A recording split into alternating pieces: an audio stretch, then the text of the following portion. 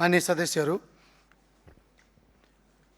अब माननीय अर्थमन्त्री डाक्टर स्वर्णिम वाग्लेलाई छलफलमा उठेका प्रश्नहरूको जवाफ दिन अनुमति दिन्छु।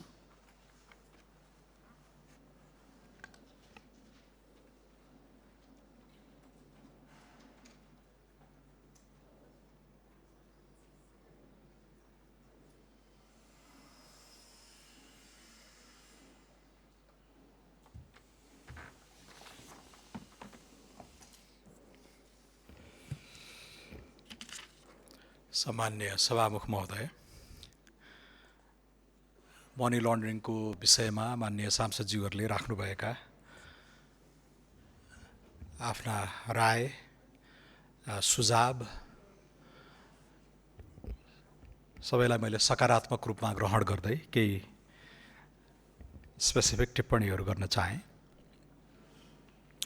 माननीय विश्वराज पोखरेल, माननीय विदुषी राणा, माननीय कृष्णहरि बुढाथोकी र माननीय पारसमणि गेलालको सबैले यो संशोधन किन आवश्यक छ र अध्यादेश नै पनि किन ल्याउनु पर्यो भन्ने विषयमा यसका तीनटा आयामबाट जुन तर्कहरू राखिदिनु भयो त्यसको लागि म आभार व्यक्त गर्न चाहन्छु। यसको महत्त्व, यसको इम्पोर्टेन्स, यसको सान्दर्भिकता, रेलेभेन्स अहिले सुशासनको एजेन्डामा लागेको सरकारको लागि यो स्टार्टिङ पोइन्ट नै यो भएको छ र यसको अर्जेन्सी, ग्रे लिस्टमा हामी छौँ।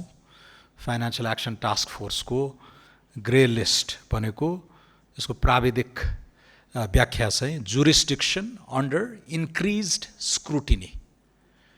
जुरिस्डिक्सन अन्डर इन्क्रिज्ड स्क्रुटिनी भनेको हाम्रो मुलुकमा हुने प्रत्येक गतिविधिलाई अन्तर्राष्ट्रिय क्षेत्रले निगरानी गरिरहेको छ। असाध्यै सूक्ष्म माइक्रोस्कोपमा राखेर हामीमाथि अहिले चाहिँ परीक्षण भइराखेको छ र यो तीनटै कुरा, यसको महत्त्व, यसको सान्दर्भिकता र यसको अर्जेन्सी बुझेर मान्यज्यूहरूले टिप्पणी गरिदिनु भएको छ। त्यसको लागि म धन्यवाद दिन चाहन्छु।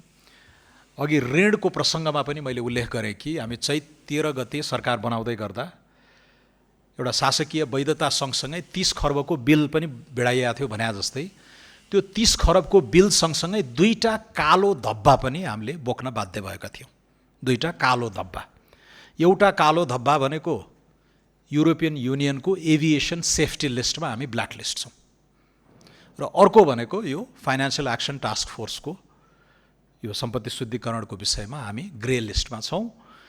यसलाई अर्को 1-1.5 वर्षभित्र निस्कन सकेनौँ भने हामी ब्ल्याक लिस्टमा पुग्छौँ र हाम्रो सम्पूर्ण यो वित्तीय जुन कनेक्टिभिटी छ बाँकी दुनियाँसँग, यत्रो रेमिटेन्समा आश्रित मुलुक असाध्यै ठुलो जोखिममा हामी जान्छौँ र इरान, सोमालिया, हाइटी जस्ता मुलुकहरूको दर्जामा हामी डाउनग्रेड हुनेवाला छौँ। त्यसैले ऋणको प्रुडेन्ट म्यानेजमेन्ट सँगसँगै यो 2टा कालो धब्बाबाट चाहिँ मुलुकलाई तदारुकताका साथ हामी बाहिर निकाल्छौँ भन्ने सङ्कल्प डे 1 मै हामीले गरेका छौँ। एभिएसन सेफ्टीको विषय पर्यटन मन्त्रीले बोकिराख्नु भएको छ, उहाँ क्रियाशील हुनुहुन्छ। क्यानलाई नियामकीय अङ्ग र सञ्चालनको अङ्गमा टुक्र्याएर एउटा प्रारम्भिक सुधार गर्नको लागि विधेयक यहाँ यही सदनमा आउने नै छ र सम्पत्ति शुद्धिकरणको विषय चाहिँ मेरै विभागीय दायित्व अन्तर्गत परेको हुनाले असाध्यै उच्च महत्त्वका साथ यसलाई मैले अगाडि बढाएको छु।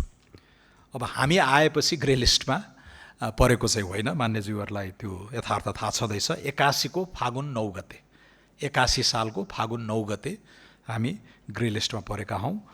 युएई जस्तो समृद्ध मुलुकलाई पनि ग्रे लिस्टमा परिसकेपछि निस्कनलाई झन्डै 2 वर्ष लागेको थियो। नेपाल पनि अघिल्लो पटक ग्रे लिस्टबाट निस्कनलाई 3-4 वर्ष नै लागेको थियो।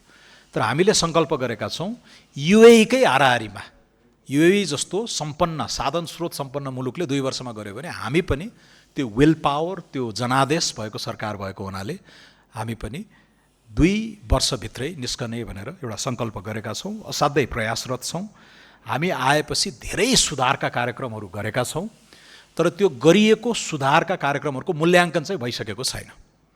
मे महिनादेखि यति द्रुत गतिमा प्रगतिहरू गरिएको छ कि त्यसको औपचारिक आधिकारिक मूल्याङ्कन नभएको हुनाले अर्को समीक्षामा चाहिँ ती सुधारहरू प्रतिबिम्बित हुने आशा हामीले गरेका छौँ र यसै क्रममा एउटा ठुलो गुनासो यो ग्रे लिस्टमा पर्नुका एउटा चाहिँ ठुलो चाहिँ कारण के थियो भने हामी ऐनहरू फटाफट बनाइदिने, कार्यान्वयन चाहिँ नगर्ने।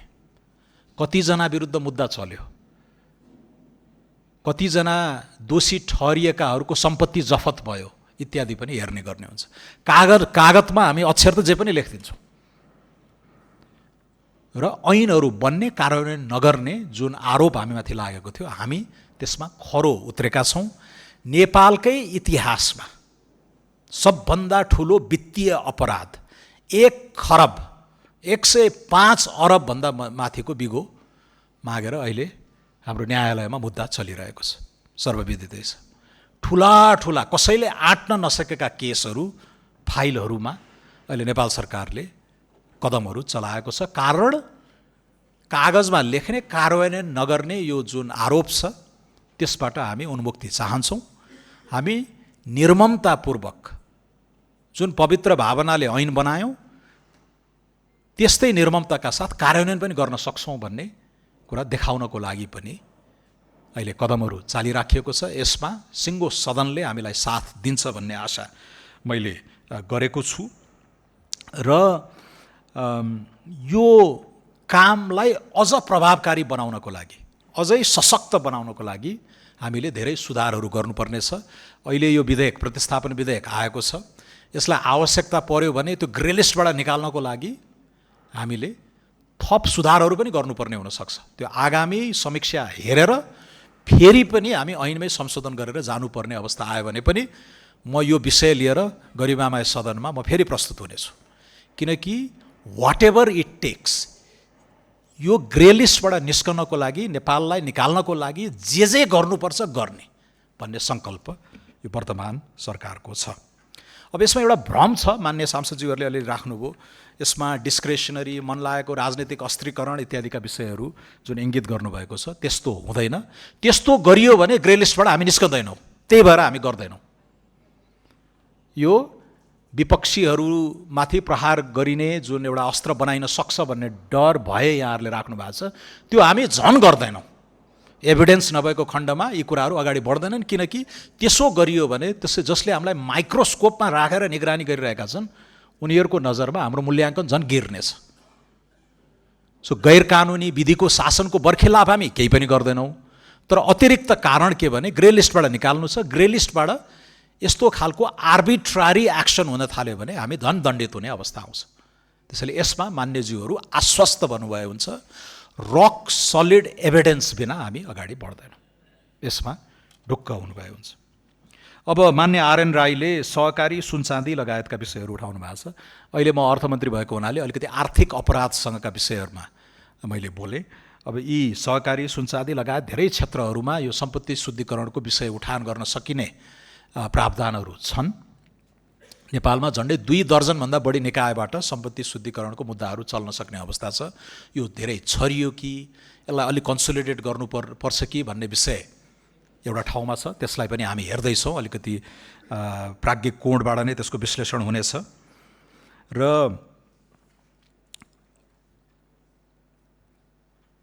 केही सीमित मुद्दाहरूलाई न्यारो डाउन गरेर 1-2टा निकायहरूबाट यो हेर्ने गरियो भने चाहिँ अझ प्रभावकारी हुन्छौँ कि भन्ने विषय एकदमै महत्त्वपूर्ण छ नै।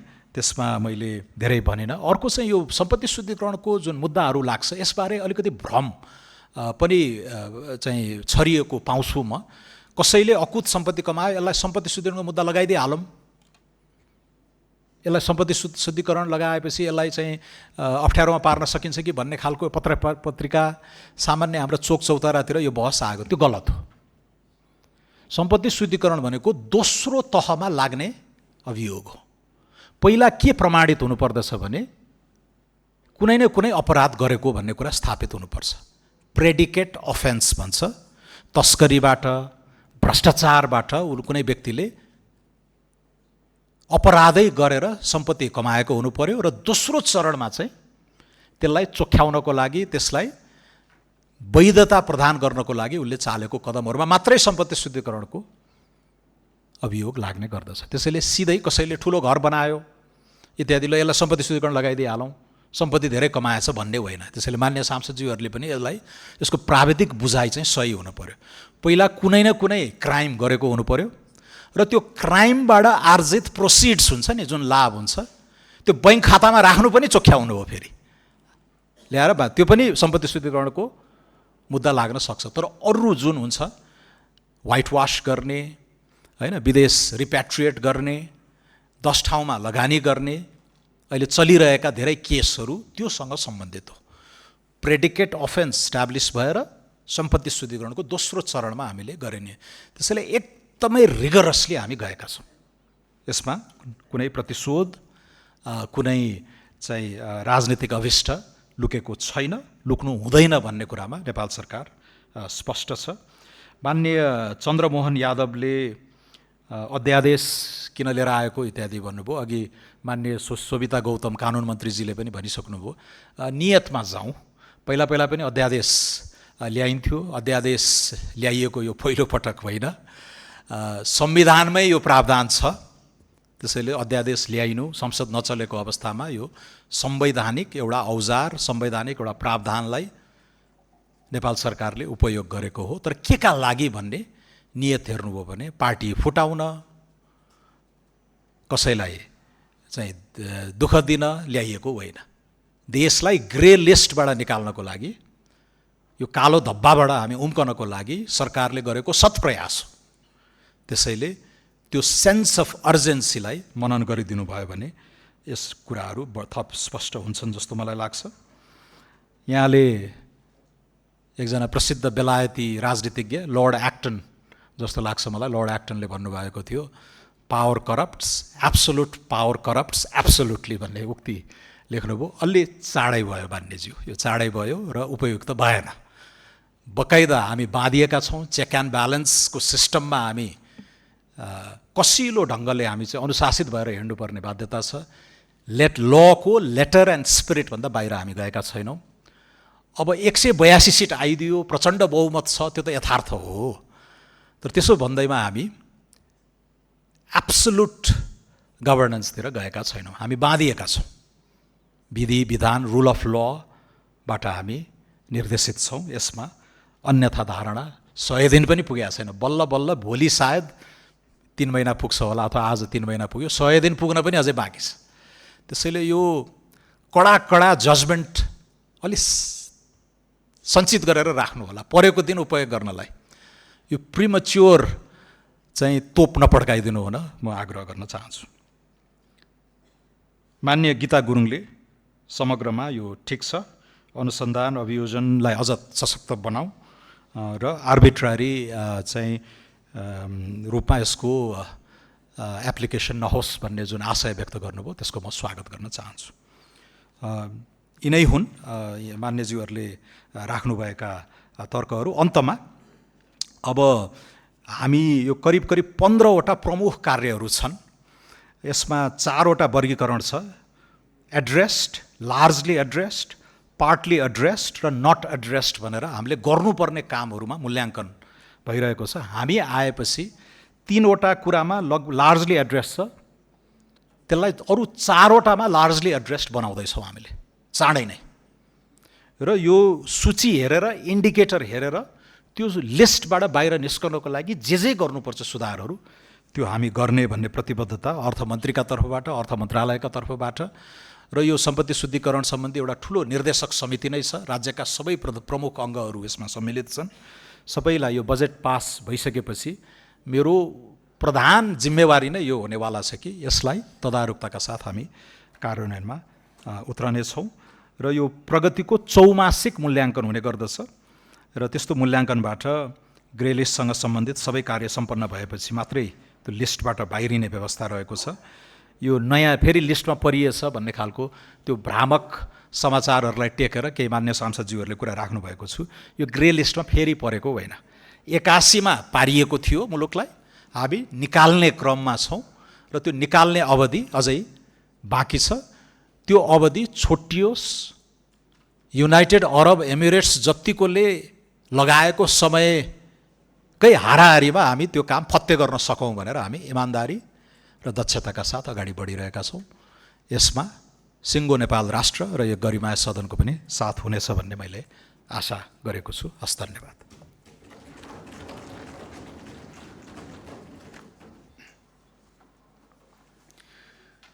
मान्य सदस्यहरू, अब यो छलफल यहीँ समाप्त हुन्छ।